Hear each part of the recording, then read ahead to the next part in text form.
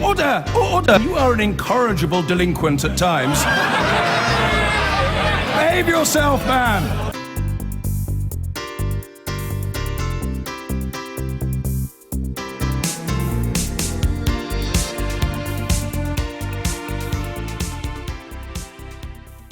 Welcome back. So the Brexit bill is back in the Lords this week and the Lib Dems are planning a sleepover.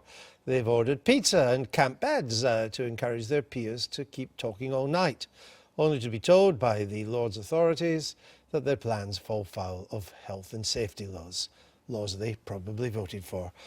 Tom, what did you make of David Lidington's remarks on the Lords amendments, particularly now not just the one on EU nationals, but on what is regarded as a meaningful vote at the end of the process? Well, let's be clear, as government ministers like to say, the meaningful vote is by far the biggest thing that's going to happen in Parliament, certainly in these sort of 3 or 4 months. It's huge.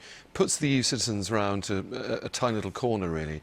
It will decide not just who is going to have the final say on this, but who actually the EU is negotiating with. Is it directly with Theresa May, or is it really with Parliament? Then who will actually decide the shape of Brexit, Parliament or Theresa May? And the Lords vote is just the first chapter of this, because the Lords pass this amendment and force Theresa May to give them a veto on everything she does, then goes back to the Commons, and there is a very good chance, or possible chance, the Commons could uphold this amendment if you have... The meaningful vote amendment. The meaningful vote amendment, if you have 20 or 30 Tory MPs, the likes of Anna Soubry, the Remain rebels, then backing it. But is it a meaningful vote if the choice is either to back the deal or crash out of the EU? Well, I think that's what the Remain supporting MPs, the real hardline Remainers, fear. They don't think that that is a meaningful vote, and what they want is the power to be able to send Theresa May back to the negotiating table. Why is that absolutely anathema to many Brexit supporters? Well, they believe that it would crucially and critically undermine Theresa May's negotiating hand and also create a long period of uncertainty for business. There's already great uncertainty, and this could extend it. But just to be clear, the government's position is that if there was a proper meaningful vote, which Parliament could reject what was on offer, that would be an incentive to the EU to give us a bad deal.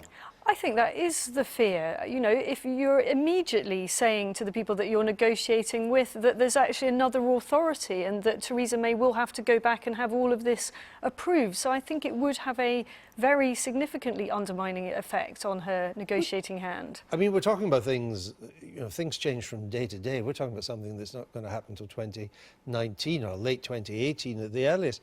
If the government lost a vote on the Brexit deal, wouldn't she have to call an election? Yes. That's why the vote will be meaningful, even if this amendment on a meaningful vote is lost. Because I followed that, you cannot do a deal on something as historic as Brexit and have Parliament against you. So whatever form this vote takes, whenever it is held, it will be hugely meaningful, whatever label it's given. And yes, if she lost it, she would have to call, and I think she would call, a general election. She couldn't just impose... Briefly, because I want to move on to Northern Ireland. To call a general election now under the Fixed Terms Parliament Act, you need a majority of MPs, which she won't have. So maybe she won't get her election after all. In 2019, yeah, it'd be very hard by 19 for Labour not to vote for an election. Depends if they want to vote for her Brexit. Very hard. The elections to Stormont have given a boost to the Republicans, put the long-term status of Northern Ireland perhaps in some doubt. Very significant, these elections. Sinn Féin's leader Gerry Adams spoke to reporters on the Falls Road yesterday. The election yesterday was, in many, many ways, a watershed election. And we've just started a process of reflecting what it all means.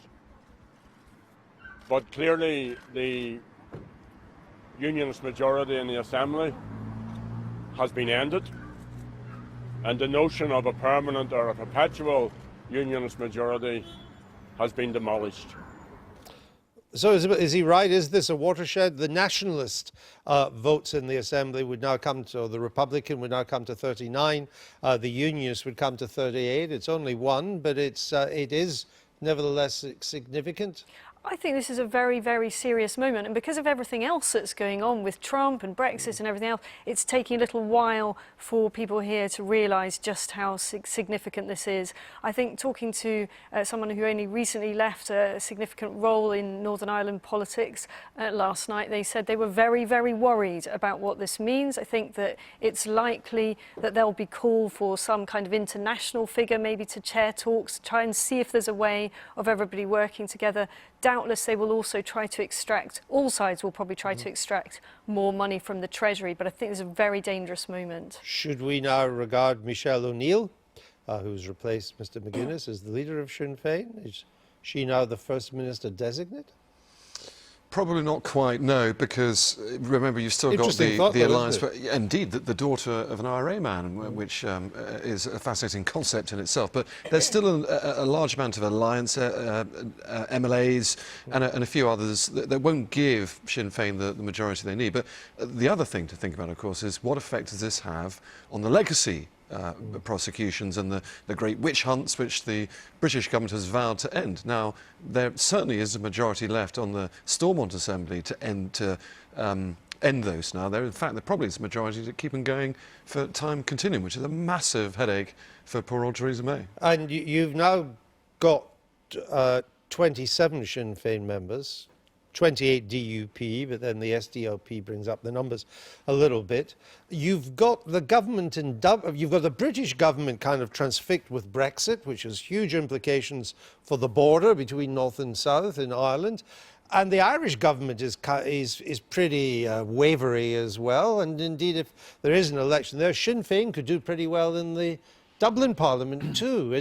There are a lot of moving pieces in this at the moment. There are, and I know there's a danger that we look at everything through the prism of Brexit, but found Friday and this weekend fascinating. Theresa May in Scotland, where Nicola Sturgeon is framing Brexit entirely through an argument to have a second referendum on independence, which I think she wants to hold if she possibly can.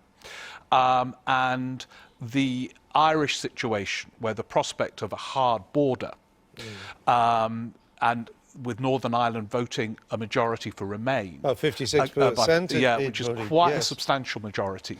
Again, I think fuels the instability at the moment on both sides in Worth Ireland. keeping an eye on for sure. Now, yesterday, President Trump tweeted allegations that his predecessor, Mr. Obama, had ordered his phones to be tapped during the election campaign. Here are the tweets. Terrible! Exclamation mark. Just found out that Obama had my wires tapped in Trump Tower just before the victory. Nothing found. This is McCarthyism. Not quite sure what that McCarthyism was that, actually. And maybe he had second thoughts, because he followed up with a series of tweets comparing it not to McCarthyism, but to Watergate. How low has President Obama gone to tap? 2 P's on tap there. P's are always on tap. To tap my phones during the very sacred election process, which I think at one stage he said was a dodgy election process, but now it's sacred. Well, I guess if you win, it's sacred. This is Nixon Watergate. Bad guy. Well, you're frightened to go to bed at night now. You just don't know what you wake up to. I mean, we're just in completely uncharted territory here, aren't we? The idea, I'm trying to think back to however long ago, little more than a month ago, the inauguration, where those two were sort of making the veneer of small talk and politely shaking hands. He saw Mr. Obama and Michelle off on the helicopter. Just extraordinary. And you just don't know what's coming next. Is there a scintilla of evidence to back up Mr. Trump's claim? Yes. There is? Yes, although he's very muddled about it all, it has to be said. Oh, tell me. I'll explain. Remember what happened to Mike Flynn, the National Security Advisor, caught out talking to the Russian ambassador about removing sanctions before they FBI did were the transition. listening. So there you go. The FBI were indeed listening. Now, Obama doesn't sign off intercept warrants. That much is untrue. But someone else clearly did on the NSA, or Trump's NSA nominee. So why on earth wouldn't you also want to listen to the president-elect himself, in case he might be also breaking the law, which indeed the NSA, his NSA nominee was, doing the same thing? Does that sound to you like convincing evidence or just a supposition? I think Tom should go and work for him, actually. That's the most credible interpretation I've should heard tweet for for a him. long time. Start tweeting the case for the tweets. But I think what's really interesting about all of this, if I was a psychiatrist, my theory is that he doesn't really like the idea of being a president. That wild press conference he gave a couple of weeks ago, there was one ad lib which didn't get repeated, where he said, "I suppose I'm a politician now, you know, if you want to call me that," as if he was slightly humiliated at the idea of being a president. He likes being the businessman with swagger, tweeting round the clock. And campaigning again. He keeps on going to what still look like campaign rallies. Florida rallies and all the rest of it. I mean, I disagree with you about him not liking being the president. I think he loves the idea of being the president, but the reality of it is just so frustrating on every level, and finding that he doesn't have unlimited room for manoeuvre, and so many checks have been put in place to stop him doing the things that he would have done in a business environment. We've had 2 more tweets from him this morning. Who says, I guess it's when he woke up. Who was it that secretly said to Russian President, "Tell Vladimir that after the election, I'll have more flexibility"? Well, presumably Who Hillary was Clinton. Well, possibly Hillary Clinton, because it would be the only person that would make sense. Is But it true that the DNC, the Democratic National Committee, would not allow the FBI access to check server or other equipment after learning it was hacked? Can that be possible? I mean, this was all an issue in the campaign. He's now the president. Shall I point out the flaw in Tom's theory? Oh, yeah. They weren't bugging Mr. Flynn's phone. It was the Russian ambassador they were bugging. That's how they picked up the call. That would make sense. But Yeah. if There's no you time for a suspect, but. no, Mr. Neil, I would never contradict you, not on this program. But if you suspect there is criminality going on, as there was by Mike Flynn talking to the Russians when he shouldn't have been, why would you not want to put it down a perfectly legal? What is the motive? warrant set? He's I don't won the know. election. Time, it's it. That's it. That's it for today. I've been getting